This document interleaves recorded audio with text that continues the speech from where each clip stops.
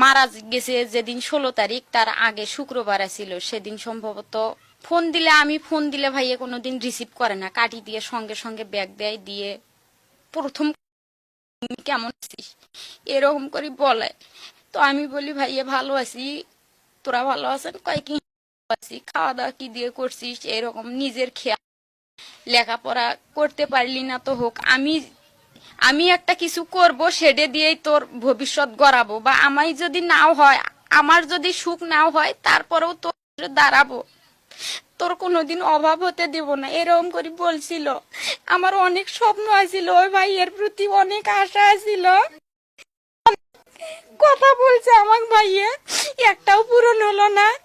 কিন্তু আমি অনেক আগে থেকে বলতে চাইছিলাম ভাইয়া বাড়ির থাকা, তো যে ভাইয়া কিন্তু কেন জানি বলা হয় নাই এই কথাটা। সেদিন ভাইয়ের নিবন্ধন পরীক্ষা দিছিল, সেটা টিকছে, তারপরে আমি কোনো যে এই পরীক্ষাটা যে দিছেন, এটা চাকরির যদি হয় তোমার কিরকম বেতন হবে, কয় কি এটা সাধারণ একটা দিয়ে দেখছি, এটা চাকরি তো করবো না, ভালো কি। আমি তখন বলছিলাম যে ভাইয়া সবাই বিসিএস করে, এটা খুব দাম দেয় মানুষে, শোনা যায়, আমরা তো বুঝিনি এটা কি ধরনের, এটা করেন তো। কয় কি সুমি, বিসিএস মানে একটা নিবন্ধন পরীক্ষার নাম, এটা টিকা মানে যে কোনো বড় ধরনের একটা চাকরি হওয়া, যেরকম ডিসি, তারপরে এসপি, এরকম একটা হওয়া যায়। তখন আমি বলছিলাম ভাইয়া তোরাও করেন তো, সে হোক সুমি, চেষ্টা করবো।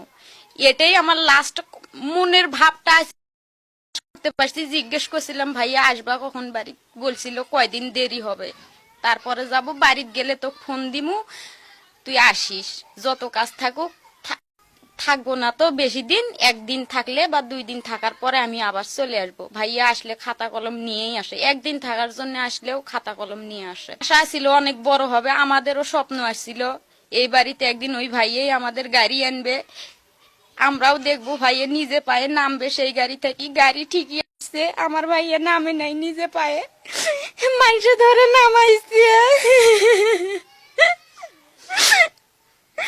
মানুষে ধরে নামাইছে। আমার ভাইয়া কেগলে সবকিছু ষড়যন্ত্র করে আমার ভাইয়া মারছে, এখানে দেখাই যাইতেছে ভিডিও ফুটেছে যে পুলিশে গুলি করছে, তারপরে ওনাদের কাছে বিচার চাওয়ার পরে ওনারা বলে কি তদন্ত করা হবে। একজন মেধাবী ছাত্র কি কারণে মারা হইলো।